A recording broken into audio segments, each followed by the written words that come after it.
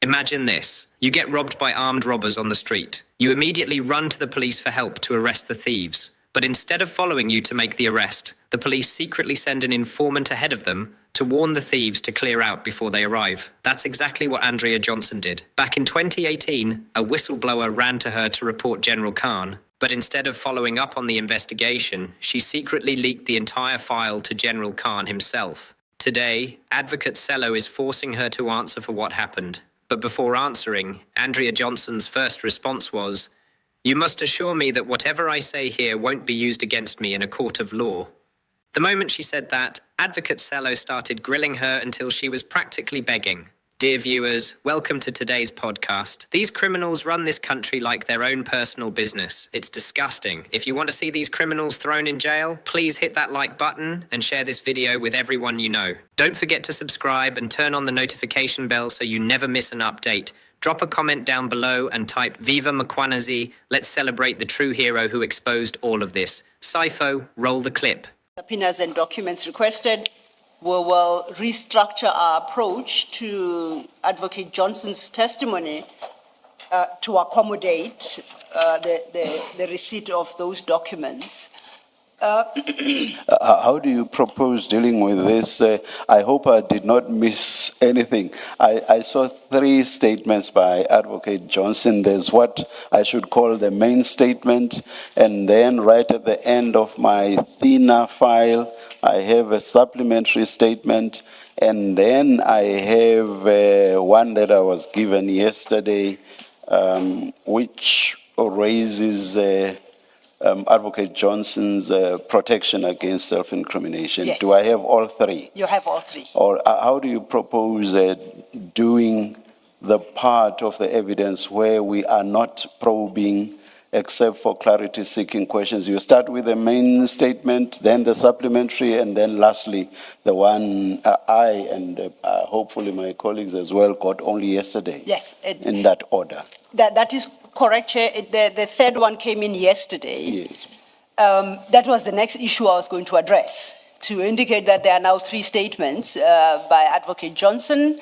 The first from October 2025, the second from July 2026, and the last one coming in yesterday.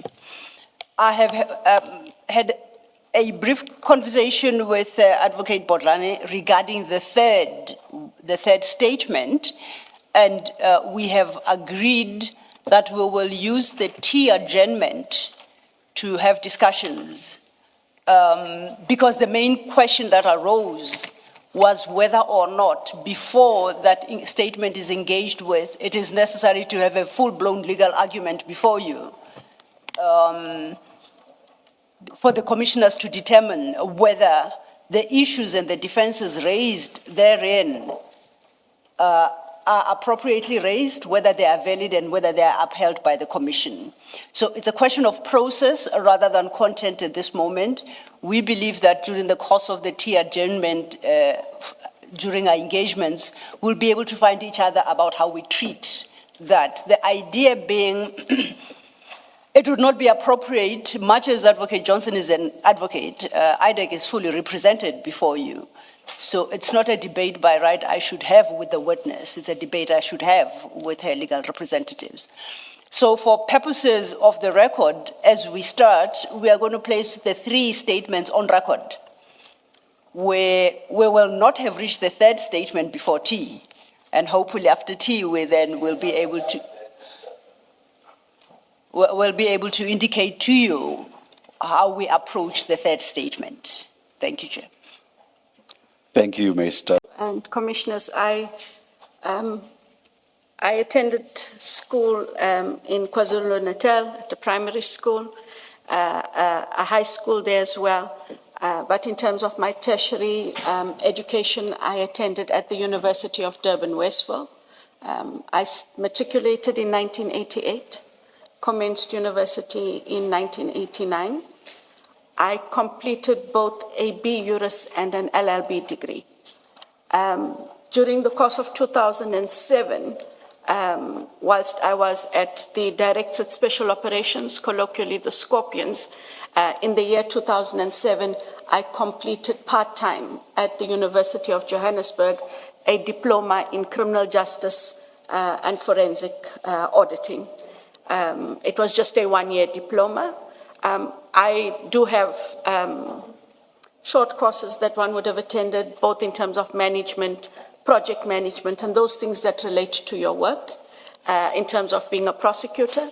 I also did attend this, well, not as it currently stands, the Justice College prosecutor course in February and March of 1997. This building most certainly didn't look like this back then, but I was then appointed as a prosecutor, commissioners, on the 1st of June, 1996. I commenced prosecuting at the Alberton Magistrates Court. I was there till April of 1997. I went to the Regional Court in Germiston. And on the 1st of June, 1998, I commenced duties at the office of the then Director of Public Prosecutions in Johannesburg under Attorney General De Vries, and shortly before then it had become the National Prosecuting Authority. I was a state advocate, and on 1 December 1999, I became a senior state advocate at the colloquially called Scorpions in Pretoria. I was there and became a deputy director of public prosecutions in April of 2004, which position I then held up until the 1st of March 2022. However, when the Scorpions disbanded in July of 2009, we were allowed to choose a director of public prosecutions office. I was at the office of the Director of Public Prosecutions here in Pretoria, in Church Square. And I remained in that establishment up until February of 2019. And in February of 2019, I moved to the NPA's head office in Silverton, where I oversaw as the national coordinator the organized crime portfolio, up until I became the ID on the 1st of March 2022, which position I hold to date. I'm sure that suffices, unless commissioners... And before this appointment, throughout you held the substantive position of Deputy Director of Public Prosecutions. That is correct. I think it's about 16 or 17 years. All right, thank you. Thank you so much, Advocate. We can now turn to the actual statement, and you take us through it at your pace. Thank you.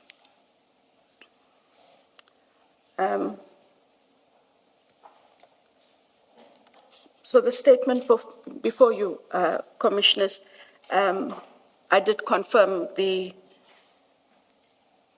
truthfulness of the statement. I am an admitted advocate of the High Court of South Africa, that admission having been done on the 5th of November 1998 at the High Court before a panel of judges in Johannesburg. At the time when this was done, I was a state advocate, and so we had to then have that admission, and which position as advocate I have held since then. I have been in the employ of the National Prosecuting Authority, having reached 30 years of service on the 1st of June 2026. And currently I hold a rank of Investigating Director at IDAC, the Investigating Directorate Against Corruption. Is that equivalent to a DPP's position or not? That is correct, Chair. It is the DPP, and then the NPA also has special directors of public prosecutions. Those three are an equivalent in terms of rank. Thank you. I was appointed to the position of the ID by the President on the 1st of March 2022. And as Memehlapi indicated, I might summarize, but if I need to make reference to the specific provisions, I'm sure the commissioners will ask. I suggest that we should be formal here and... Advocate Mehlapi, that we... Sello, yes. Yes. Yes, please continue. I just wanted clarity, Advocate Sello. Is the summation fine? I don't want to be seen to be cutting corners if there are portions that might be relevant. No. I would prefer you do it at your pace and you adopt an approach that you think best communicates the content and the substance of the statement. As you go along, like I indicated, questions of clarity may arise, particularly from the commissioners, and the question would be posed to you and you respond. So it's not my place to dictate to you how you do it. Just make sure that the salient issues that you raise in the statement are at least placed on record, and to the extent that you need to expound on any particular issue, this is your opportunity to do so. Thank you. But I think with what you've said thus far, I think you can now start at paragraph 4, unless you think otherwise. Thank you, Commissioner. Yes. Chair, I will then. I depose to this affidavit in response to a notice in terms of Rule 3 of the Rules of the Judicial Commission of Inquiry into criminality, political interference, and corruption in the criminal justice system, arising from the allegations made by Lieutenant General Madlanga Mkhwanazi, KwaZulu-Natal Provincial Commissioner of the South African Police Services on the 6th of July, 2025. The service appearing there, the singular, is actually correct, Advocate Johnson. Police services. No, the service singular is correct. Thank you. Thank you. Paragraph 5. The notice requires me to deal with the following issues on which Lieutenant General Madlanga Mkhwanazi testified. 5.1. That IDAC allegedly and unlawfully operates outside of its mandate in terms of Section 71A of the NPA Act as amended.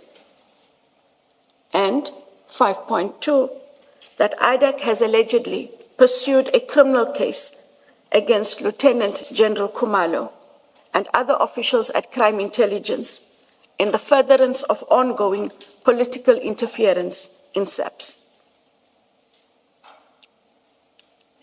6. I deal with the issues identified above later in this affidavit. Before I do so, there are various issues I need to deal with if my answers to the issues above are to be sensible. Thus, I have structured the affidavit as follows. 6.1. First, I deal with the mandate of IDAC. 6.2. Second, I introduce the charges against Lieutenant General Samuel Dumisani Khumalo, in brackets, Lieutenant General Khumalo, close brackets, and others. 6.3. Third, I deal with the arrest of Lieutenant General Khumalo. 6.4. Fourth, I establish the relationship between the charges faced by Lieutenant General Khumalo and the mandate of IDAC, and then answer the questions that have been referred to me. And fifth, I conclude.